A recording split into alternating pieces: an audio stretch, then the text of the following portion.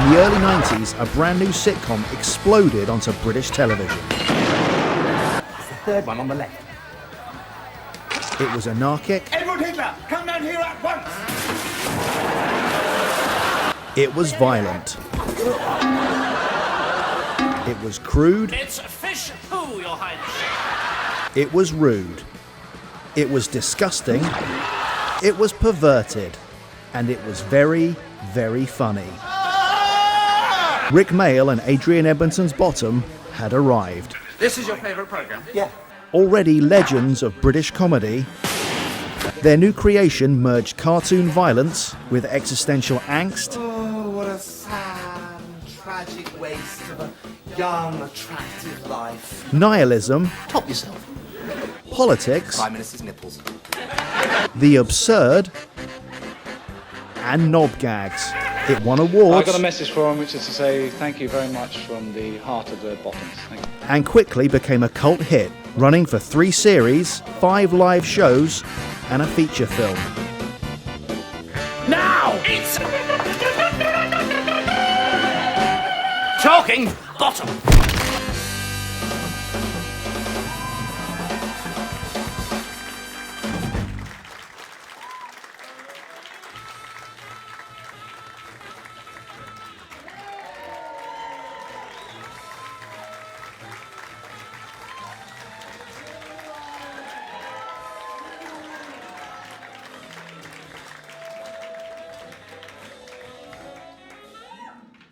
Hello and welcome to Talking Bottom live! Yay! At the first ever Rik Mayall Comedy Festival.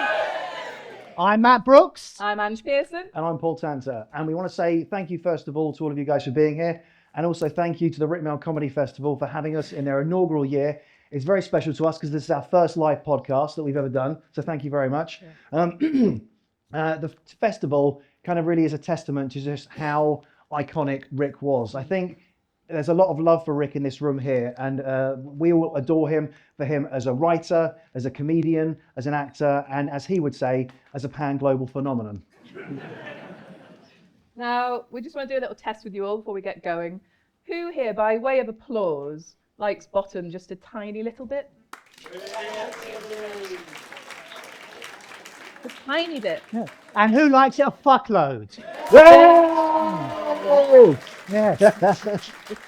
We think that Bottom is the world's best sitcom, and we hope that that fact is going to be cemented by our podcast and by us writing the Talking Bottom book. And speaking of the Talking Bottom book, you may have noticed when you came in that on each of your chairs there was a bookmark. And what good is a bookmark without a book to put it in? So we're pleased to tell you that as an exclusive for the Rik Mayall Comedy Festival, the book is available to buy early. It's not published till next month at the Old Cock Inn over the road. So when we finish here, when we finish this live podcast, we're going to go over with our guest and we'll be signing copies. If anyone wants to buy a copy from the pub, go over there and get a drink. It's a lovely pub. So. Okay, hard plugging over. Let's talk about Rik, as he's why we are all here. Rik first performed on this very stage.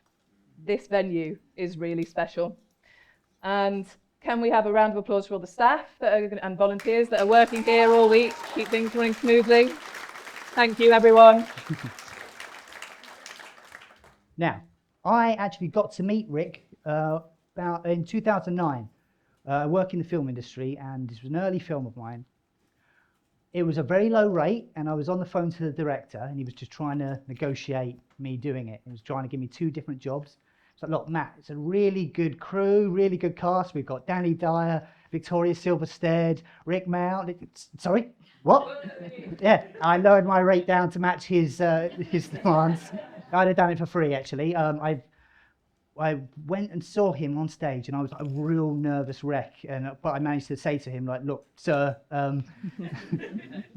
seeing you in Bottom as a 10-year-old made me want to start being creative." And he just said, like, "Oh, that's silly. I'm just some old git." And I said, "Fuck off. I don't care who you are.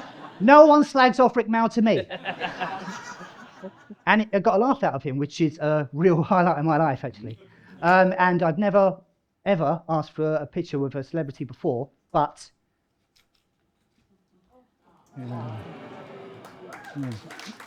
Look how young I look. That's lovely. I was lucky enough to. It's lovely. It's lovely. I was lucky enough to meet Rik. Some might say stalk, about 4 times. Once after Bottom Life 4, Bottom Life 5, and at 2 of his book signings. It was a real dream come true. After Life 4, the first time, I was only about 17. Me and my mate nervously at the stage door, and he was absolutely every bit of what you wanted him to be. He'd been my comedy hero since I was little. I always thought of him as a second dad, really. But as a female fan, whenever you met Rik, it always, well, usually could turn just a little bit sexual. Oh, you mean you felt horny and he felt tense? Yeah. But he was always giving the fans what they wanted. It was always consensual. But my friend, I must stress, my friend Jade, she asked him to sign her breast at the age of 17. And he gladly obliged, signing right down to the nipple with 3 kisses. It was amazing. And I ended up looking like the perv because I was sort of sneaking around the front trying to get a photo because I knew my mate would want to remember that moment. And annoyingly, that photo is lost to time because it was on a crappy disposable camera. I know, my mate has not forgiven me. But I do treasure this photo of me and Rik.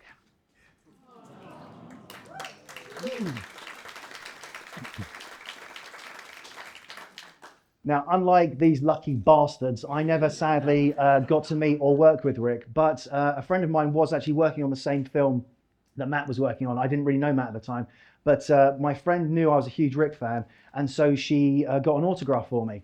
And before she gave it to me, she told me about the manner in which he'd sign it. She said that he tore a page out of his script and started writing it, and then he got this sort of slightly devilish look on his face and looked up at her and said, "Is this for your boyfriend?" And she said, "No." And he smiled and carried on writing. And I'll bring it up in a second, but I just want to precursor this with what he wrote is not factually accurate. Okay, can we see it, please?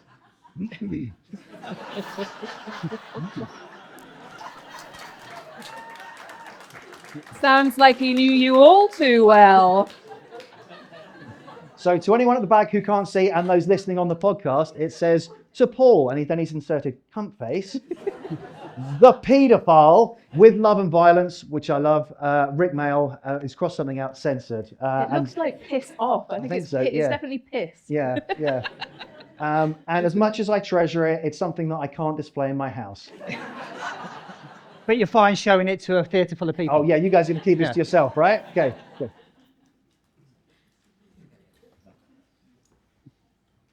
We began this podcast for Rik because of our shared love of Bottom, adoration for the show endures. I'm sure you're all here because you love Bottom, not our podcast as such. But that is what made this show sell out so quickly. Everyone loving Bottom, everyone loving Rik. So thank you to everyone who's here in this room right now. Would have been a little bit embarrassing if it just been us 3 twats that turned up. I think that had actually been really funny, really well coordinated gag. It would have. Rik meant a lot to us growing up. I honestly thought when I was growing up watching TV that all British TV was made by the same small group of people, that all TV starred Rik and Ade and Rowan Atkinson and French and Saunders, and it was all produced by Paul Jackson and John Lloyd, and it was all directed by Ed Bye and Jeff Posner and then I found I got a bit older and I realised that it wasn't that all TV was just made by this small group of people. It was just that all TV worth watching was made by this small group of people. And we're really glad to have one of those people here tonight with us, who's been kind to return for the second time for us to interview him. We've interviewed him on the podcast before. We always think that the best podcasts we do are the ones where we talk as little as possible and let our guests do the talking. So we'll stop hogging the limelight and introduce our guest today. He's the director and producer of Bottom Series 1 and 2, Mr. Ed Bye.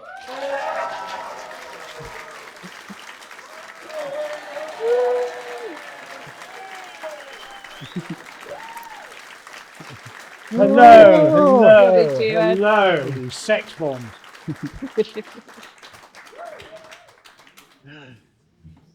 Nice. Welcome, Ed. Ed, welcome. Thank you. We're delighted to have you talking Bottom with us today. Yeah, I like talking about Bottom. Live favourite thing. and uncensored.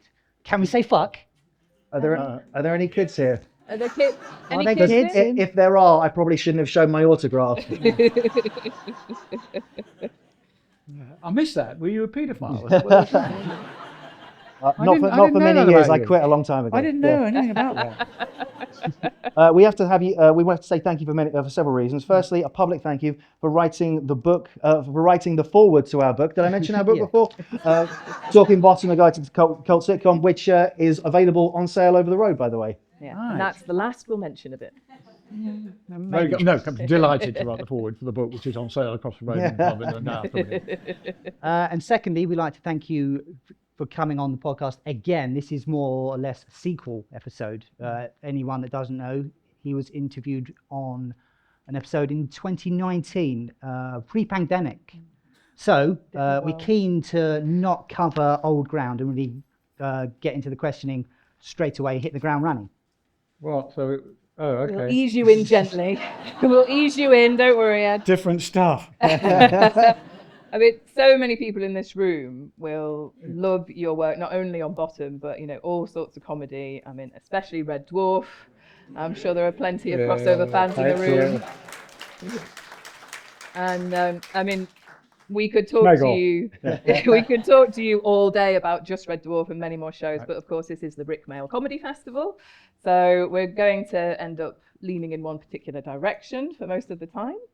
But we should start somewhat in the early days, at the beginning. When we last met, you said your first recollection of Rik and Ade was when you worked on Boom Boom Out Go the Lights, which of course was produced by Paul Jackson. Yeah, that's right. And I just wanted to ask, was it, because we didn't do a follow-up then, was it the Rik and Ade doing the Dangerous Brothers act that you remember seeing, or was it Rik the Poet that you saw first on Boom It Boom? was the Dangerous Brothers, but sort of mixed up a bit. They sort of took a bit of both acts and stuck them together to sort of maximise their popularity. It was the first time I think they've been on telly properly, so they all got their equity cards doing that. Yeah. Yeah, that's right. I think Paul Jackson said that, Yeah. Sorry, what was your question? So I wanted to know which act it was that you saw first, and then you also mentioned that you might have met them at some drunken party or in the Zanzibar cocktail club at one point. I was going to ask, has any kind of anecdotes from those kind of drunken happy times? I can't remember that have any come because back I to was you, or completely pissed. Yeah, blackout. No, furniture fell over and stuff like that. I remember Rik was sitting there once and somebody wanted to ask him something important, and this huge drink arrived by and he looked at it and he went to the guy and went, "Right, you've got 1 minute." And he was off. Could you see their potential then? Like, was there a sort of... they're really funny. Yeah. Yeah, definitely. Was there sort of they just sort of stood out amongst all their peers? Yeah, well, I'd sort of seen them on stage a bit in the clubland with Paul Jackson, so I sort of knew what they could do. So yeah, they're definitely really funny. There's no doubt about it. And then when I saw the first script of the Young Ones, because Boom Boom preceded the Young Ones, and I read it, it's a bit like in those movies when somebody opens a chest and that sort of light comes out. When I read the script, I thought, holy shit, I'd watch this, and I got the opportunity to work on it, so it's great. What was it about that script that jumped out at you? Was it a specific moment or something, or a general vibe of the whole The thing? general anarchy and rudeness of the whole thing was fantastically funny. Yeah. Was it sort of? Was it comparable to anything you'd read before in terms of comedy scripts, or was it sort of? No, not quite unique? really. No, it was bizarre. I've never seen anything like it. So you worked on Boom Boom Out Go the Lights and then the Young Ones. Was this the sort of start of a fruitful relationship with Paul Jackson, the producer? Yeah, I mean, I worked with other stuff with him as well. Yeah. But those are the standout moments. Yeah. How did you first meet Paul then? What show was it? Do you remember what year? I think it was Boom Boom Out Go the Lights, or it might have been Top of the Pops. Right. I think he was directing an episode of that, or a few. Yeah. And I was working on it with him. Okay, so but Boom Boom was the first time that we sort of got together properly. What was the role you had on Boom Boom then? Were you? I was called an assistant floor manager. Yeah. Which meant I was assisting managing the floor. Do as I say, or you're in trouble, mate. Yeah, in charge of props and set design and stuff like that. Yeah. Amazing. So how did your role graduate from being a mere member of the crew to the director of shows such as Bottom? Well, I was at the BBC for 10 years as a member of staff, and I would be directing bits and pieces. That's how you learnt. You just learnt. You got to do little bits. And so I was doing little bits on comedy, light entertainment shows like the Late Breakfast Show and stuff like that. And then I went to the BBC and I went, right, I'm a director now, give me the job properly. And they went, no, so I left. And then my first proper big serious gig was Girls on Top. Did you meet anyone of note on that job? I did. Actually, Ruby, I think that's who you're talking to, about, she was also in Boom Boom Out Go the Lights, but she was cut from the show, which reminds me through narrowed eyes. Every now and then. Were you ever tempted to give Ruby a cameo in Bottom? I was tempted to do that, but I don't, there wasn't really a cameo kind of situation for her. Yeah.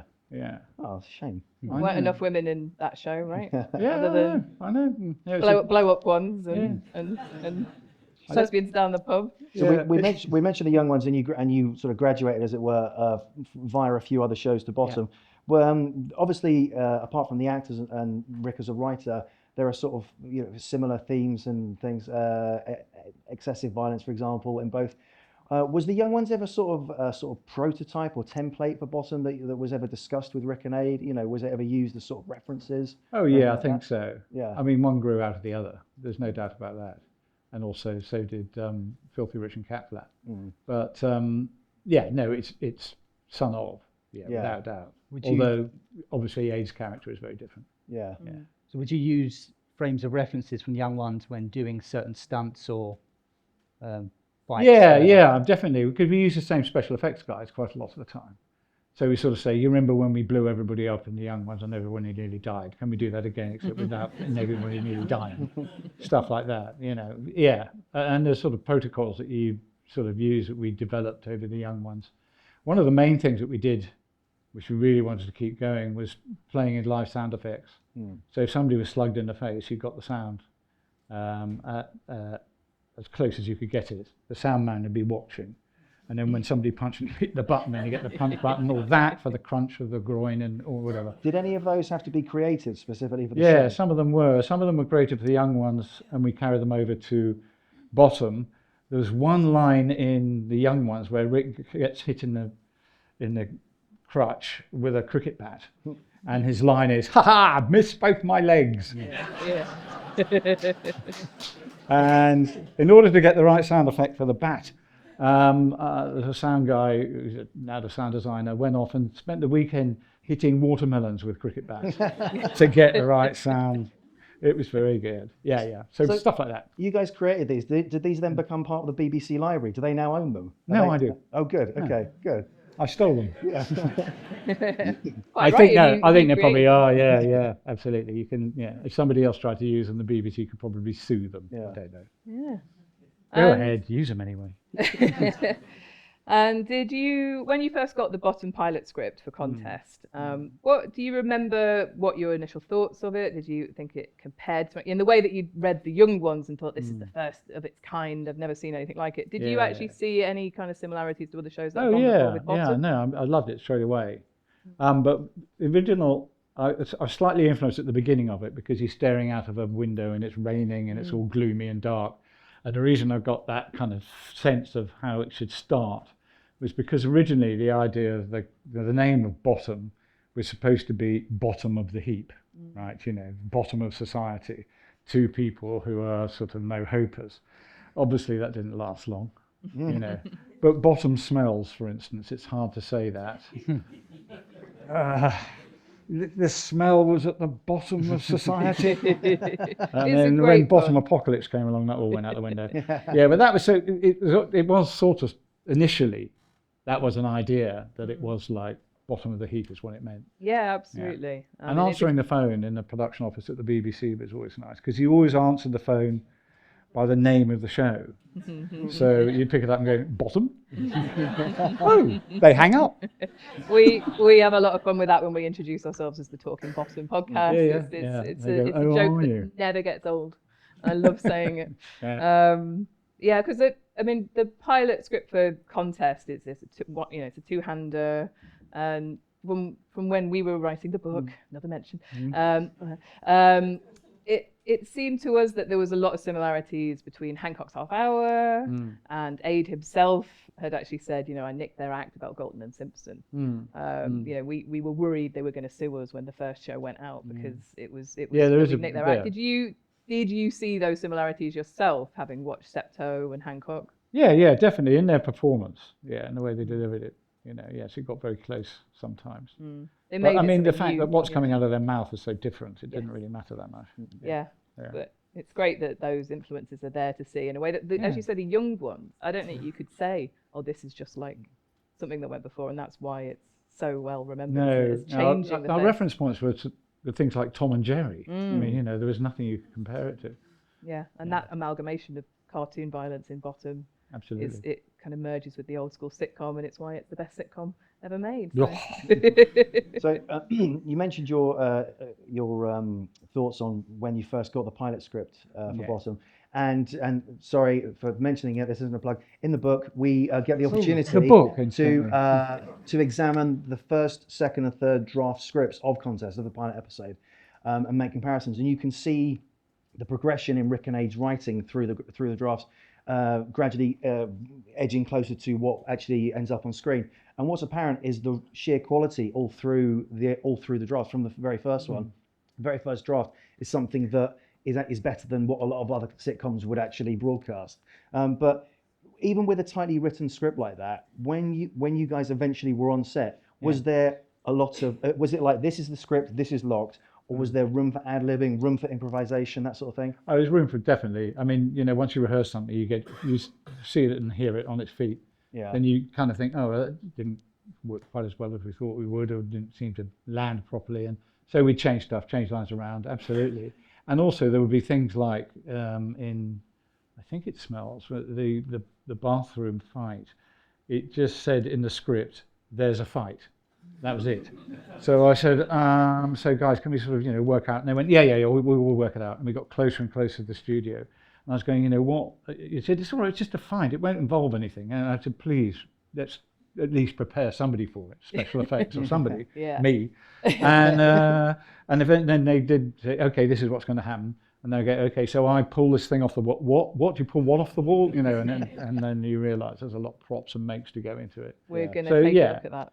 Yeah, we developed a lot of stuff in rehearsal. Yeah, fantastic. And since we interviewed you, Ed, we have chatted to a few of the other cast members of the crew, like Lee Corns and Helen Lederer, and quite a few of the people who were acting with Rik. And they mentioned in their interviews that Rik would often have pre-show nerves. He'd be very nervous, and even in between takes, he might confide in them and say, you know, is this funny? Which was fascinating to us because Rik was such a big, huge, confident character. Did you ever see that side of Rik? That kind of yeah. He would get nervous before the show. I mean, so we record at 7:30 at night, and by sort of 6:30 he was really nervous.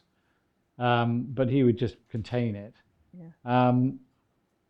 Because I think he was pretty word perfect. He was one of the few performers I worked with who made very few mistakes. You know, he was spot on most of the time. I mean, nobody's perfect, but he's really good compared to a lot of people I work with. And so he did get nervous, absolutely. But I think most people do. Yeah, and it shows that he cared so much, right? That he wanted that's to true. land, That's and true. why he was that's so what good. I meant. Yeah, Well said. That's what people say. If you don't get nervous, you don't care, and then why are you doing Then you're it? shit. Yeah, exactly.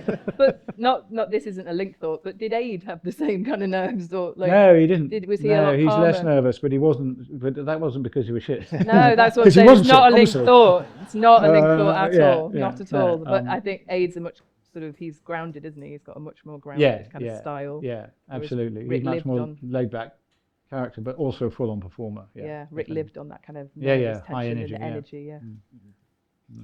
We asked Ed to choose a selection of his standout moments, and we've got our first one lined up here for you. So we're going to play it and then talk about it afterwards. Shall I get out of the way? No. I think we'll be okay. Can you see? I'll just duck down. All right. Why haven't they got any eyes?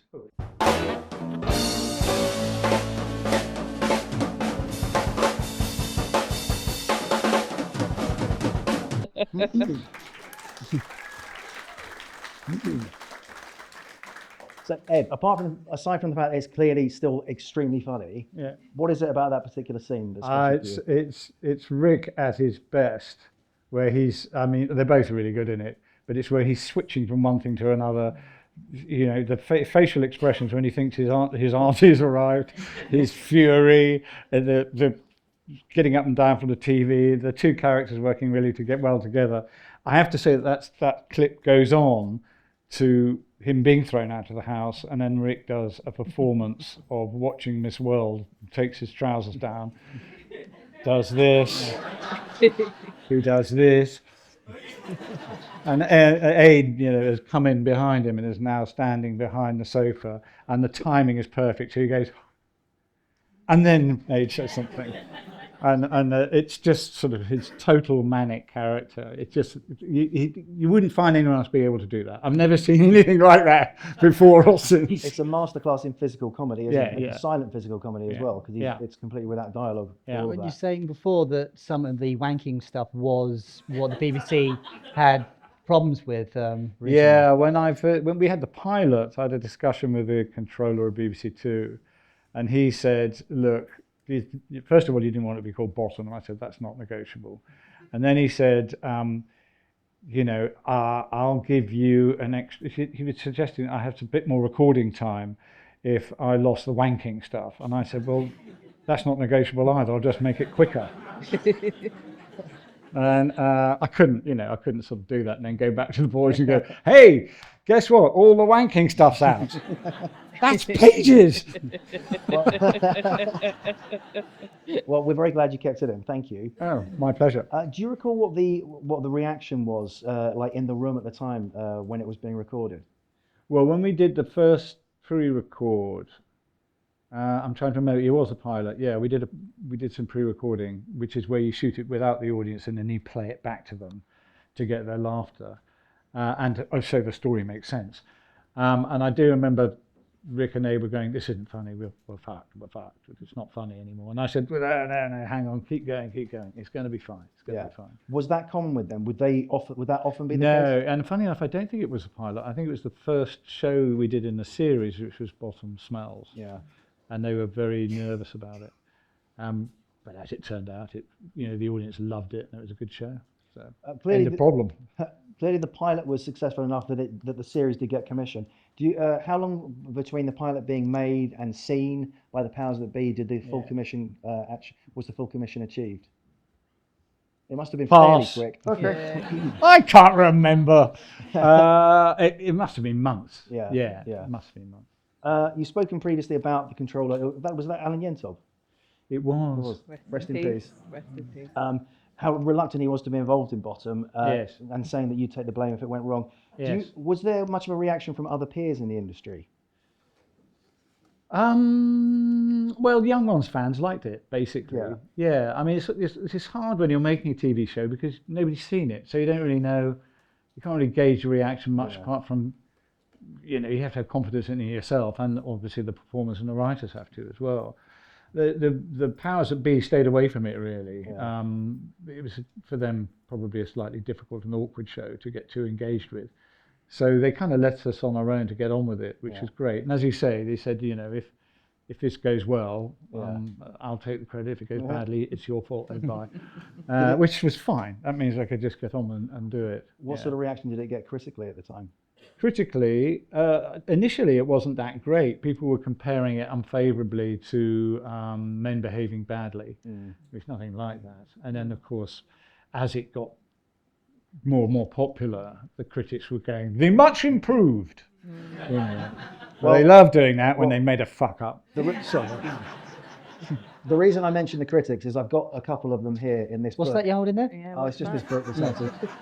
That'll be the book. I don't know if he mentioned it. And one thing we found was that there was quite a lot of snobbishness and critics looking down their nose on it, and even the ones that were kind about it had to kind of get a bit of a dig in and then be a bit nice at the end. So here's an example. This was the Sunday Express in September 1991. The jokes were as putrid and puerile as ever. At the end of a decade of professional humour, Mayall and Edmondson are as immature as they were at its start. Good. Bottom has no socially redeeming features, and I laughed like a drain for the full half hour it was on. That was a good example. Yeah, that was the general consensus, was it? It's disgusting, and I loved it.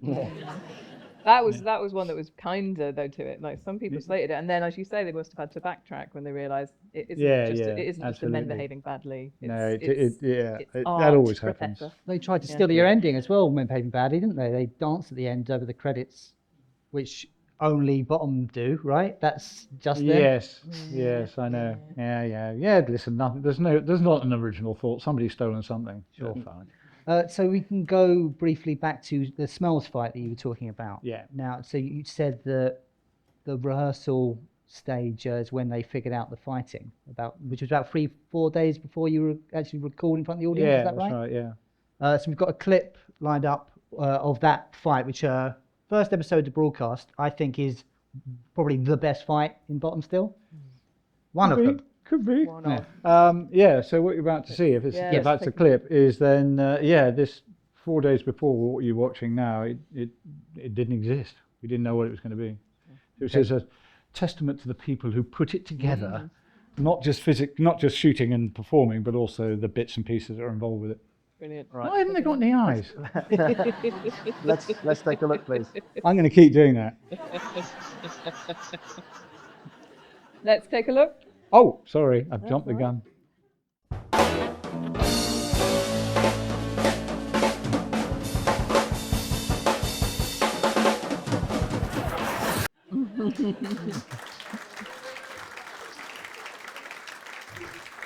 It's incredible, an absolutely incredible fight that was choreographed by Rik and Ade themselves, right?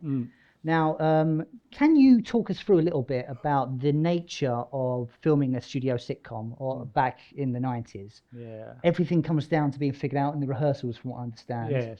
It's not. So is it more directed like how a play would be done? And Yeah, when the it's recording like happens, a theatrical Yeah. performance, to be honest with you, because you've got to rehearse it during the week. You've got lots of cameras, so that you can shoot as much as you can in real time, unlike with a film where you go, hello, cut. Hello, cut. So it all happens in front of you, and the cameras pick it all up, and you have to do it quite quick. The reason being that an audience doesn't want to sit there for a week. They've got to come in and enjoy it and watch something narrative happening in front of them. So that's what we do. But the sequence like that was something that we would pre-record, because that, funny enough, was shot single camera. I got a handheld cameraman to do every single shot separately on that and edit it together. That's why it's got that filmic look about it. That's the only time I've really done that with a multi-camera comedy. Normally it's multiple cameras working all the time, giving you what's called a line cut, which is where you see the shots cut from one to another. But the reason we did that is because it's got to be done like a theatrical event. You've got to kind of get it done in a couple of hours, otherwise the audience will quietly die. Can you I can talk feel us? it now. What? Okay, sorry. Can you talk us through the kind of day to day, an hour by hour of how the rehearsal days went? Like, where were they shot, and what was the structure? Well, of at those the sort of time days? there was a place, the BBC had a fantastic building called the Acton Rehearsal Rooms, which was also sort of nicknamed the Acton Hilton. And all the studio shows were rehearsed there, lots of them, as many as you could think of. And we would rehearse there. Yeah, you start at 10 o'clock and you finish at 5. And the first day would be blocking, working out where everyone's standing and doing everything else. The second day would be working on the performances and the blocking, still with a script. Third day, you try and get off the script and get the thing working. You then show it to the technical guys who'd come in and watch it, so they can all go away and prepare for lighting and everything else. The fourth day would be like runs, just running it and running it and running it until it's in our heads. Then you walk to the studio. Then you'd rehearse in the studio during the day. Well, first day you pre-record anything that's been pre-recorded, like that sequence and some other stuff that would take too long for the audience to watch, to be made without it being edited together and shown to them the following day. And then on the second day we would rehearse with cameras during the day. 7:30 the audience come in, drop off a cliff. I mean, was some of the things that you had to figure out also a bit too dangerous to do in front of the audience? You had Yes, I mean it's a lot we got away with now that we couldn't then. But naked flame is quite tricky. That's not something that they encourage us to cover the audience with. Rik seemed to love being near gas explosions, didn't he? Because he did it in Young Ones and Bottom. Yes, gas explosions. Yeah, I can't remember whether we pre-recorded that or not. The gas man's death was definitely live, but sometimes it's just because you have to build a special set for it, and it's buried behind, so it's behind that screen somewhere, so the audience won't be able to see it anyway. So you record it and then show it to them so that they can see what's happening. Or sometimes it'd be in a set and we shoot it live and they could just see it on the tellies. But it would either be because it was too dangerous, but mainly it was because the set couldn't fit in. So on the morning, the audience wouldn't be there, and we'd have a set there, and we'd shoot in that, and then that would go away, and then the audience chairs would come in for the next day. That's the main reason. It's just, logistically impossible to show it in front of the audience. Absolutely. Well, you've just mentioned the gas man, and we were just about to play the gas man clip, because you mentioned just previously about the played in live sound effects that you yourself helped to curate, obviously for the young ones and used in Bottom. So let's take a look, and then we'll talk about the Before you see it, the thing you have to remember is that the sound effects guy is watching and he's trying to follow their actions. Yeah. Okay, that's all. Yeah. Why have they got no eyes?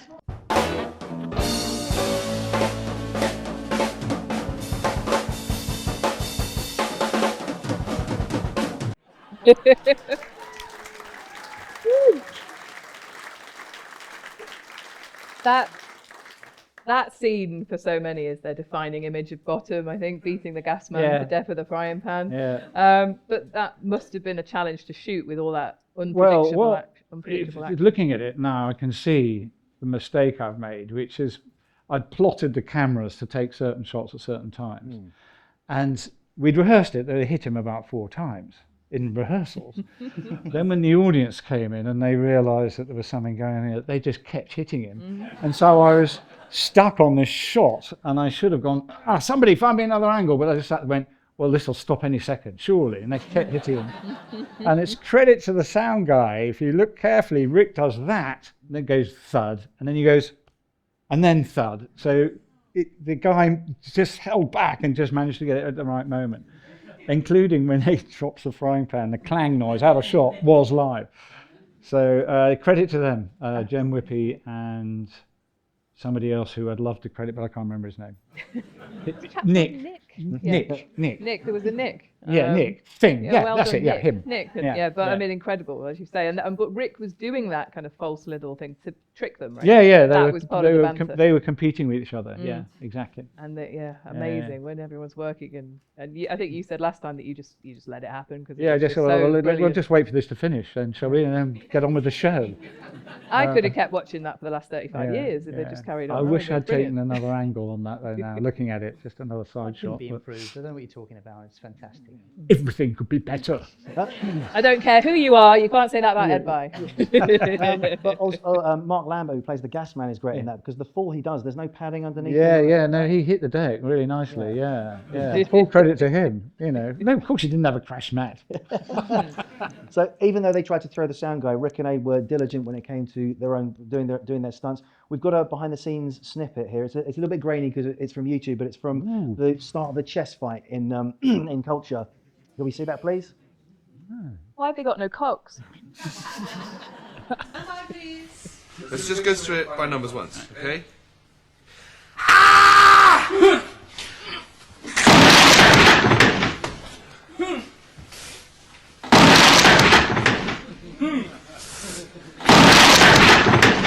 Yes,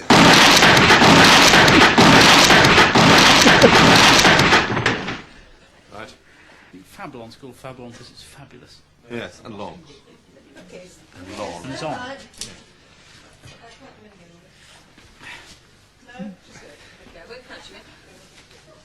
Just give us action. We are recording. Can we have a verbal Stand action? by. Can we have a verbal action? Can we have a verbal action? Action.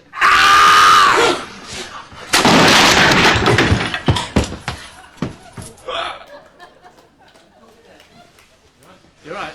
Yes. Look, proof. In my... Well, look, we'll have Did to it have a look good? chair.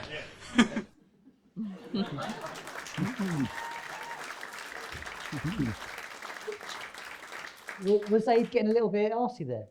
Huh? Can I have a verbal action? Can I have a verbal action? He was getting a bit annoyed. Bit what? A bit annoyed. Who? Ade. Can I get a verbal action? Can I get a verbal action? Oh no, he's just, he's just asking No, the reason he wants a verbal action is because he can't see somebody doing that. So he's like this, so he needs somebody, and they're queuing from over there. Yeah. He was quite right to do that. The floor manager should have said, I'll give you a verbal action. So that was part of one of the pre-record days then, because that would have been not in front of the audience. Yes, so that was Bottom Culture, which was all in front of the audience except for two bits, the giant underpants and that fight. And was I think you mentioned the custody underpants was your idea, wasn't it? Well, what happened is in that particular episode, because the narrative just kept going and going, normally with a TV show, you got something stops, you go outside, you go to another house, or you go to another room, or something happens. But in this, it was all a chess game, all in the one room, all happening all the time. And I said to the guys, look, I do need to force a break into this, because if there's something I need to go back on to retake, if it's like 15 minutes in, that's a long way to go back. So we do need to force a break in. And so, I said, we've got to have something. And so we were thinking about it. I don't think it was my idea, but the idea was, see how much custard you can get in your underpants competition. And when I was showing it to the technical crew, I said, okay, so this is the pre-recording. And I remember the cameraman looking at it and going, only on this show. So Rik and Ade they did a lot of physical stuff, a lot of stunts, and modern filming tends to involve a lot of VFX, and there's a lot of safety concerns and that sort of thing. And Rik and Ade have always said they were big fans of physical comedians like Charlie Chaplin and Buster Keaton, that sort of thing. And if you see the progression of physical comedy through the 20th century and the fact that there's not really been anyone like Rik and Ade doing the stuff in Bottom and their other shows since, would it be fair to say that they were the last great physical comedians, and now that VFX and safety measures and that sort of thing have kind of meant that you can't do this stuff for real? Well, on TV, for sure. But I have seen stuff on stage which is comparable. There's a comedian, I can't remember his name now, but clowning is now very popular. Clowns are which is good because clowns are funny, except for those ones who drive in little cars. They're not funny. But the clowning thing and there's a guy, I can't remember his name now, but he does physically fall over slips on a banana skin about 75 times during the course of the act. Wow. Yeah. And he's got a bit of padding, but he's got nothing else. He's astonishing. So there's a lot of that going on. Yeah. It just hasn't got up onto the telly yet. Yeah, But hopefully it will. That was one thing I wanted to ask Ed. Obviously, opinion from you, I guess, now, but I don't think it is health and safety that's holding back these comic performers, is it? I think it's them getting a commission to gravitate from the stage onto sort of telly, so then people know about them. Because you're at the Edinburgh Fringe, you can see hundreds of physical performers, performers doing incredible work, but you don't necessarily get to see it on the telly anymore. No, that's true. And I mean, anything's possible. If you want to smack somebody over the head with a cricket bat, you can do it just as much now as you could then. It's just you have to do it in a different way, that's all. Yeah, but do you think the commissioners are sort of less likely to The commissioners... give a commission to a show that's going to need a lot of work in that regard? Yes, because they're wankers. That's what we wanted to hear. Okay, yeah. I've tried. But when you say they're wankers, I mean, is it that they're not brave enough, or is it that there's budget involved? Like, what's restricting? I think it's a mixture of those things, yeah. I mean, I think the thing is that the more you have to spend on a TV show, the more you have to guarantee success. Yeah. And if there's a lot of effects in it, then that does become expensive, But not as expensive as pouncing around on a horse, being in love somewhere in a castle. This was cheap television, really. Let's face facts. And it was all in the studio. We didn't even go on location. They're risk averse because it's hard to get a great comedy now. Yes. Like a guarantee. Yeah, absolutely. Well, 35 years later, it's still beloved by many, as the audience here will testify.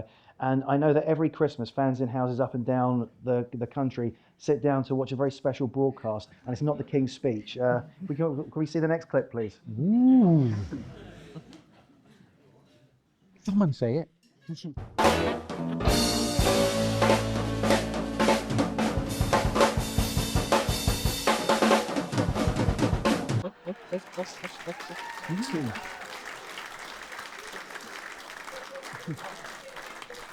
That's what I call a Christmas special. Yeah. How old would that baby be now? 36, 37? Yeah, they're getting on fine. Yeah. And they're here tonight. What was it Here's the about? baby Jesus. What was it about that particular clip that's so special to you, Ed? Why did you choose that I one? love it. You know, when ridiculous puns like Gold Frankenstein and Gurr. That's too good. But also Rik and a blue thing and the whole religious thing and him being a virgin. Perfect. Just, I remember we were rehearsing it. I couldn't stop laughing. I So that's can't hear the amazing. word virgin without thinking of Rik Mayall. Yeah. I'm guessing you had no idea when you shot that image of them on their knees would become things like Christmas cards decades later. There are Christmas Yes, cards who like would have that. thought that they would have nicked my idea and turned it into a religious festival? No, it was them. It was, you know, we planned it quite carefully. We did love that doing it. It's brilliant direction, like the height of them and how it all works. Like it's just absolutely That's the beauty of being superb. able to rehearse. You know, you can look at it and go, "Oh no, you strip with you." No, that's Fantastic. One generation had the Goon Show, the next generation had Python, the generation slightly preceding ours had the Young Ones, and for us it was Bottom that shaped our funny bones. And I just wanted to ask Ed, obviously, you know, we watch something like that every year, like Bottom fans in the room will attest to that. Do you sense just how much Bottom has become a part of the kind of fabric of British culture for so many? I think so. I mean, I don't want to sort of walk around the street going with a sign going, "Hey, I directed Bottom." Actually, maybe I should. We'll get you one.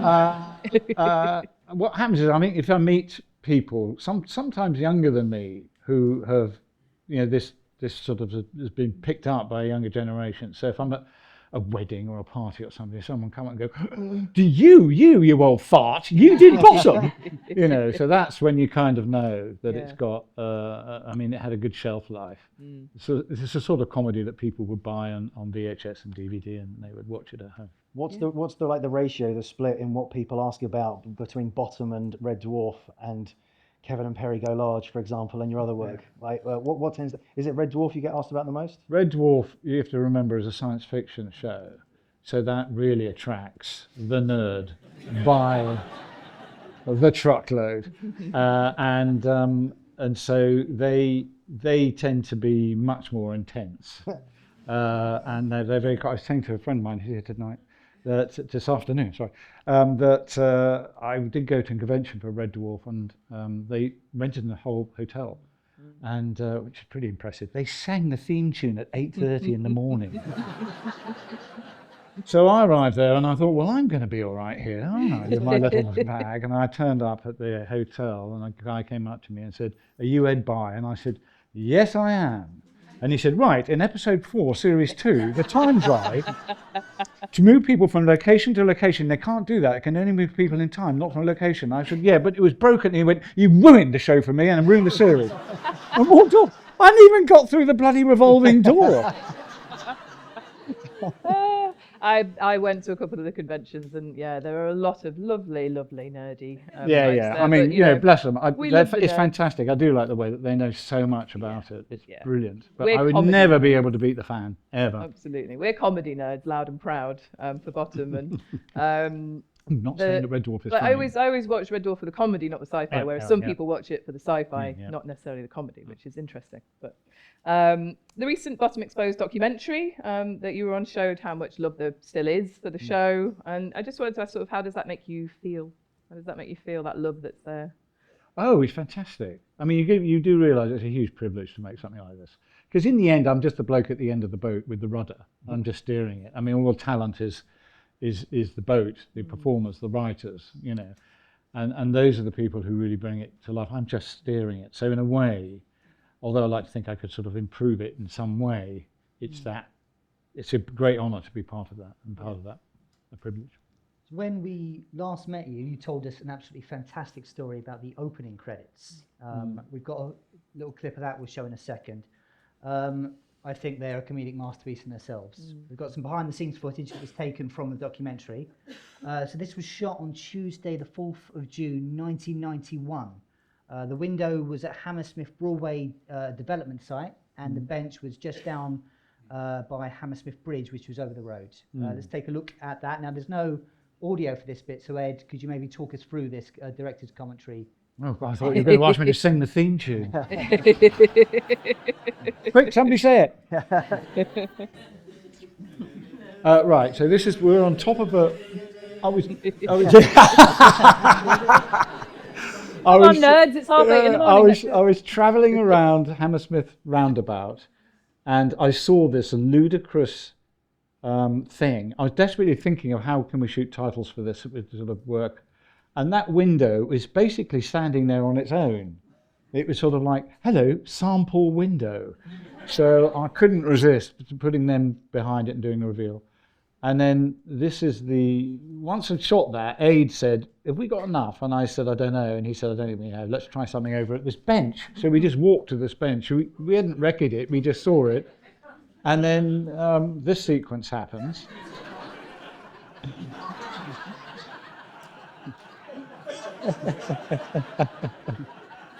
And so there's all sorts of different things we're trying out here, as you can see. All sorts of different methods of doing this stuff. And this is nicely shot. So lots of business. And then now I think probably this is the bus. Yes. Yes. And the bus goes past. Mm-hmm. Coming up, I think. Coming up. Yeah. It's coming up now. So There it is. There, and it's gone. now, Here, look closely. Yeah. You can see. You can see He him ran go. away. the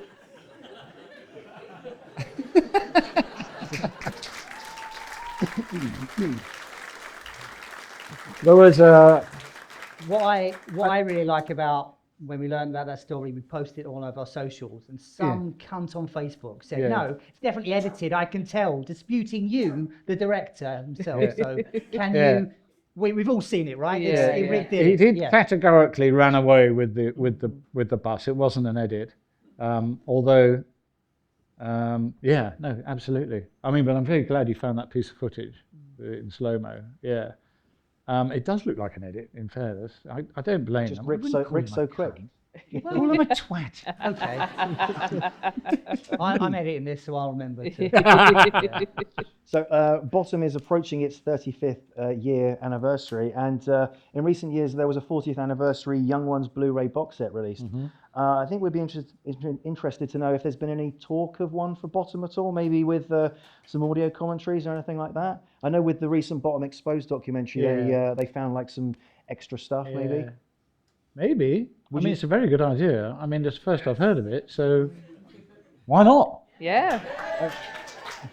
Write to your local MP. No. Write to the BBC. No. Who made the Bottom Exposed, that was Studio Crook, but It would be the Beeb, wouldn't it? That would have to Was bring it it the out. be the BBC who own the rights to it, so they'd be the ones doing a Write to the BBC. Blu-ray box set. Everybody writes to the BBC. I think We when- want extended DVDs with vastly with amusing audio commentaries all over commentary it. from Ed and Ade, right? I think. Yeah. Yeah. Yeah. Well, while we wait for that, while we wait for those extras, there's something extra we'd like to share with you here today. We have a scene that was from an early draft script for Smells. This isn't a joke. We haven't written this ourselves. It's a genuine thing. From an early draft script that Rik and Ade wrote. So Smells begins, as you all know, with Richie and Eddie coming home from a night out, and they've been trying to pull.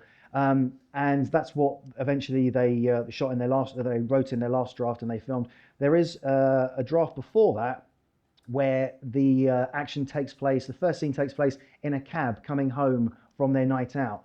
So what we're going to do for you is a little reading of it. Ed's going to read in the stage directions, and if we're completely rubbish, he's going to give us some direction.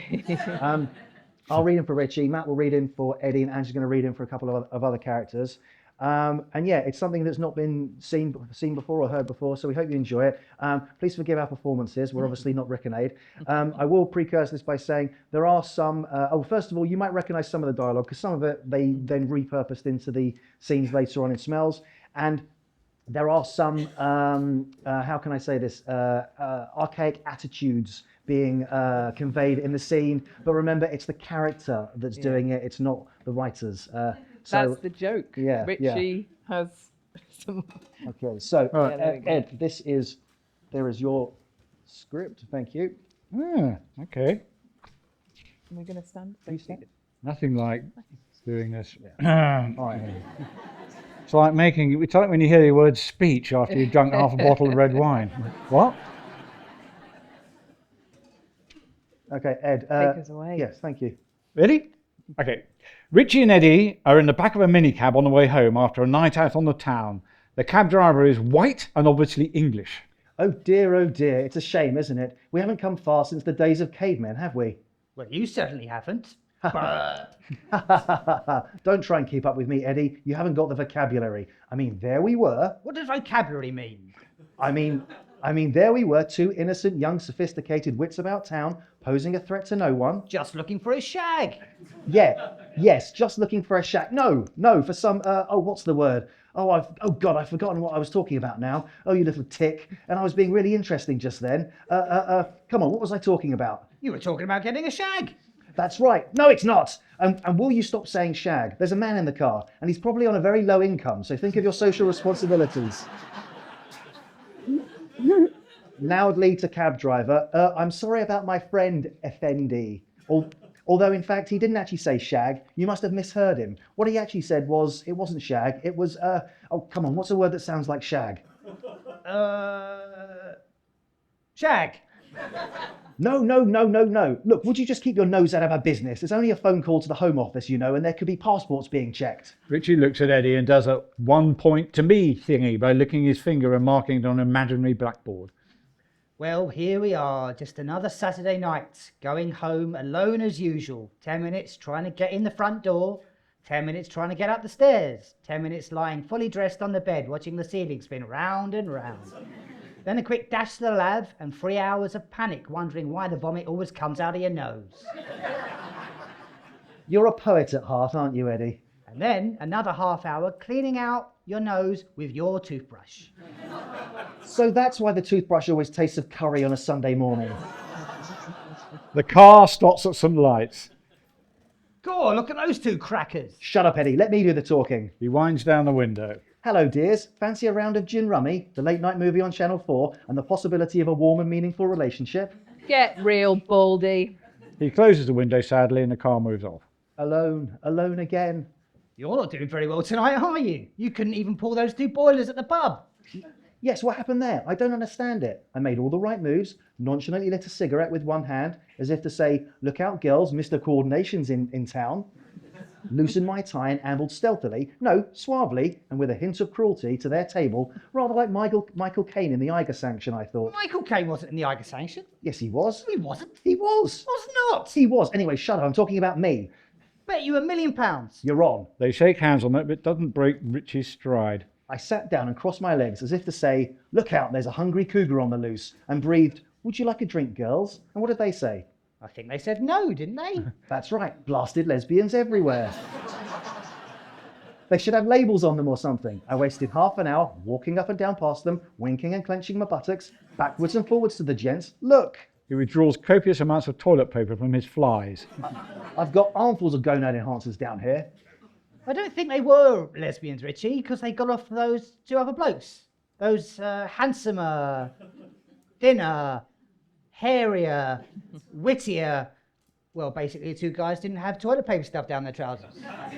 Well, you hardly helped, did you? Sticking a Vimto bottle down the front of your pants and shouting, woohoo, looking for the Eiffel Tower, girls.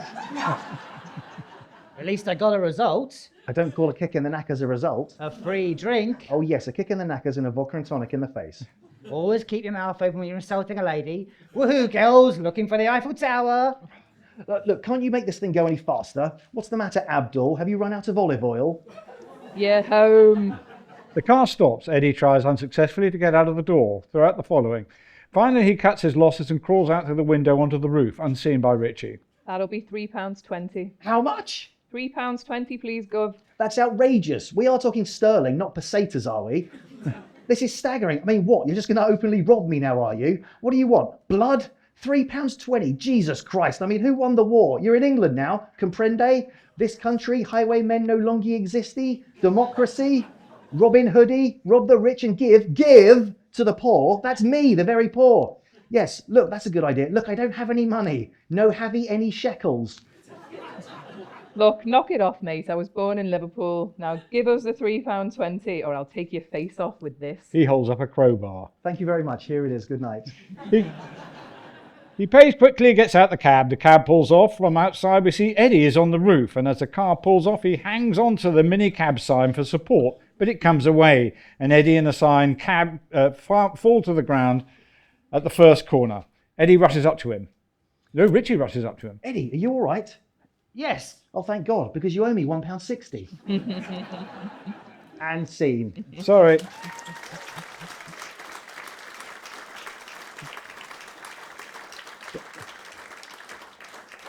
Ed, having seen that for the first time Yeah, today, sorry I stumbled there. I just see the money falling off the page. So,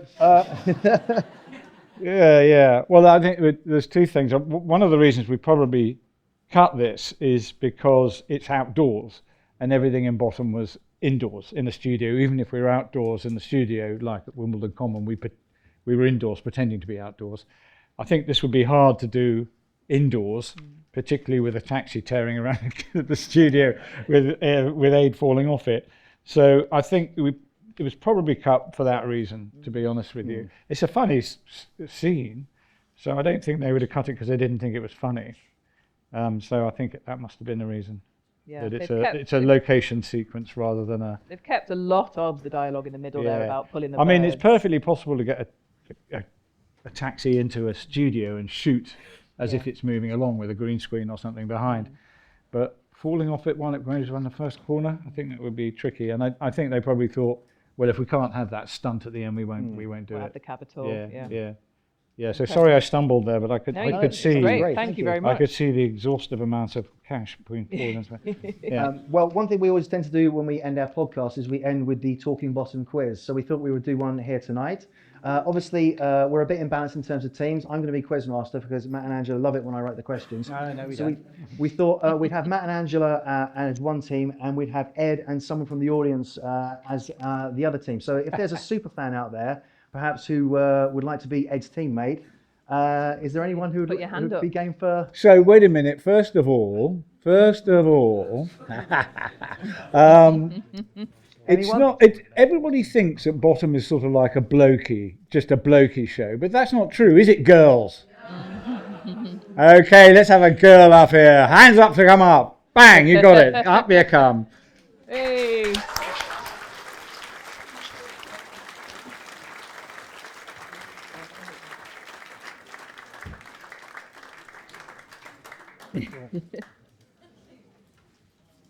Watch your step. Excellent. Okay. Dead air, come on. Hello, Okay. hello. Hello. Oh, wow, you brought Richie and Eddie with you. Fantastic. Hello. Hi, Hello hi. there. What's your name? Nadine. Thank you very much. Nadine. Hi. Come and Nadine. take a seat now. Sit here. All right, so what we do on the podcast is we use farts for the buzzers. So I'm going to give you guys your fart buzzers there. Please, if you want to test them, please feel free to go ahead. Oh, it's a bit quiet. Have we got a mic? And The we've- mic Oh, that's is bad. Hold it up to you. have we got a mic for Nadine? Thank you. Yeah, it's that one, isn't it? The orange one. What colours are you guys going to We're having the orange one, thank you. You're having the orange, Yeah. okay? Just shout, please, Nadine. I will try. Oh, right. Come a we bit just go closer with the there. light We blue? can pick you up. Light blue. Oh, Quick. One. Thank you very Oh, much. here you That go. way. You've got everything now. Yeah. Oh, so it's University Challenge mixed up with Right. Ben Elton's nosing around. Oh, well good. So Do I get a point for that, for knowing that was a Ben Elton bit? yeah. Nosing around wasn't that the name of the It's the show? young that ones, he it's was- the young ones, isn't it? Yeah. Okay, make sure you got the mic up to you. And then your guys are orange and we're going to be the light blue. Oh, do we have to? Oh, wow. Oh, no, not so- yet. That Not references yet. a question I've got to ask shortly. That's okay. That could be on screen. All right. Okay. All right. If everyone has their fingers on their sphincters. All right. Good we luck, go. because I What? can't remember anything. Now, these questions are from Bottom Series 1 and 2, which Ed directed. So, Ed, I'm expecting you to know the answer to every single one of these, okay? All right. Yeah, not a chance. Okay, so it'll be buzz in if you know the answer, and then we'll take the answer. Okay. And I realise a lot of you in the audience will probably know the answer, but don't help these guys, okay? All right. But you can help them. Yes, definitely. Yeah. In Smells, what is the name of the super glue that Richie uses to glue his underpants on? Help from the audience. Can I call a friend? Swarfy? Hey? Turn a gum. Eterno gum. Thank you very much. Okay, so Point in the audience. so far it's 1-0 to the audience. Okay. Oh, that was hard. Are they all going to be that hard? Sorry. Jesus Christ. In Gas, Richie and Eddie, after they've savagely beaten the gas man and they think they've killed him, Eddie fakes an entry in the gas man's logbook. How long does he say it should be until the next visit from the gas board? That's a fart from Matt there. 300 years. That's correct. It's 1 point to these guys. In Contest, Eddie holds up a copy of Parade, a magazine that ran in various forms and names from 1916 to 2007. But what was the year of the copy he was holding? Now, at this point, I was going to be really clever and pull out a copy that I had in my bag, but I've left it in the dressing room. So, luckily, I remember what the year is. He's left it underneath the hotel bedroom. Can I beep on this? Go for it. Because I think this is one of the nuggets in our book. Oh, One of our is there a little book? facts in our book. Yeah, which is why you put it in, isn't it, you bastard? I want to say 1966. Then you'd be incorrect. Pass over to the other team? Yes? 1973. It's wrong, I'm afraid. I think it'll be a lot of guessing. It was an issue from 1964. And occasionally that issue crops up on eBay. So hence why I managed to get hold of You one. brought that on to the set of the Talking Bottom I did, documentary, yeah. didn't you? Yeah, we got a little picture with that. How Yeah. are we supposed to know that? You don't see it in the show. Can the questions be about Bottom, It is, please? was that magazine not in Bottom? But the date isn't mentioned. In a- But but this is in what the we book. hate But as it's in our questions. book. In But no one's read that yet. Yeah, that's right. Least of all us. It's a fix, everyone. In Apocalypse, when Richie has been hiding under the sofa for 3 days and hasn't eaten the whole time, what food in the freezer is he particularly looking forward to? I'm going. Yes. Is it Thai curry prawns? Nearly. It's the right ethnicity of food. Go on, Matt. Taiwanese ranch style fish cakes. Oh, well, you're close, but I'm going to say no because you didn't do it exactly. Does anyone want to yell out the exact one? Taiwanese ranch style jumbo fish burgers. Come on. No points to anyone there. What is the score? Have we got anything You've yet? got 1 point. The audience has got 1 point. In Bottoms Up, when manning Mr. Harrison's shop, Richie and Eddie encounter a Mail on Sunday reader who didn't get his paper that morning. Richie nicknames him Mr. 55p, but what are his real first and last names that are revealed in the scene? Angela John Cooper. is the correct answer. This is ridiculous. Sorry, Ed. This Sorry. is worse than University Challenge. In Accident, when Eddie does an impression of Richie for the party guests, he describes himself as a big fat ugly bastard with a microscopic penis. But what does he put on his head to mimic Richie's hair? A mop. Correct. Yes. Look at me taking the credit for not getting it. Well done. Top work. Actually, it's a mop head, not a mop. I think I'll take that.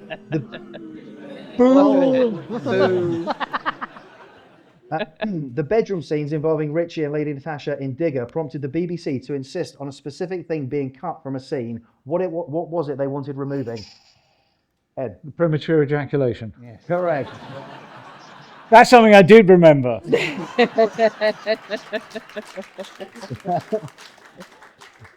In the legendary chess fight in Culture, from the start of the fight to the end, apart from fists, Richie and Eddie use 6 different objects to inflict injury on each other. Name at least 4 of them.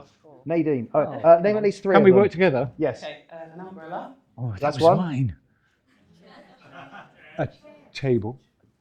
A table. Chair. It's 2. Table. Correct. 3. Another one. You can, if you got one. No, you know what? You said I 3. said 3. Ketchup in his face. Ketchup. Yeah, he squirts ketchup in his face from that tomato shape. He squirts that on the table. Yeah. Anyway, they got But- 3. you Sorry, said audience, 3. you lose your point. Yeah. Anyway, the full amount of Well, table frying pan and fridge is other things you could have and said. TV is the last one. Exactly. TV. Oh, well done. Yeah. You got 3. We've got 3. Have we Points got to Ed points? and haven't we? Nadine. 3. I think these guys are in the They're lead. on 3. It's Give them 3-2. points. Yeah. Excellent. Done. In Burglary, when putting a passed out Eddie to bed, Richie thanks the Lord for making him so nice and remarks to himself, "There's not many of us, are there? Just me and what 2 other people?" Nadine? Jesus and I have again. Yes.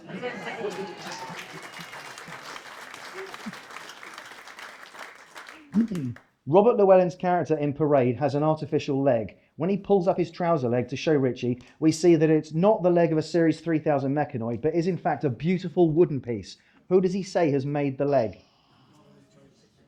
Naked. Balinese maiden. Balinese maiden. Correct! She threw her voice. Well, it seems like there's a distinct team winning right now, okay? Yeah. Okay. And how did they know they were naked? Yeah.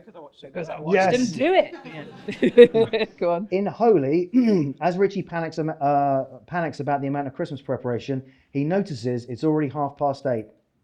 What is Eddie's response? I'm going to take it from both. I'm going to take it from both teams, but I want it done as Eddie with a countdown. I'm going to do a countdown of 3, 2, 1, and I'd like all the audience to join as well, please. Okay. Okay. So Richie says, "And look, it's 8:30. 3, 2, 1. 8:30 and all's crap. Yes, everyone gets a point. Yes. And finally, in Bottoms Out, when camping on Wimbledon Common, Richie sings to himself a little rhyme to get himself to sleep. After night, night, sleep tight, how does the rest go? I think we were so close. It was at the same time.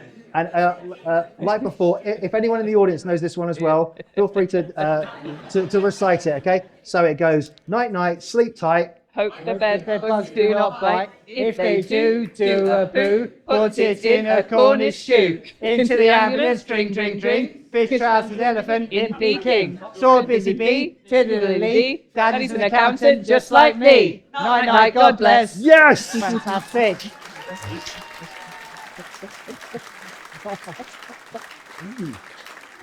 Bloody hell! And just looking at the scores, the winners are Ed and Nadine. In second place, it's the audience. And in third place, it's Matt and Angela. Congratulations. Thank you, Nadine. Thank you. What's the prize that they get? Oh, I was going to give Nadine a copy of Parade that I meant to bring I'll out. copy the book. But instead... Surely a complimentary copy of your book! Yeah.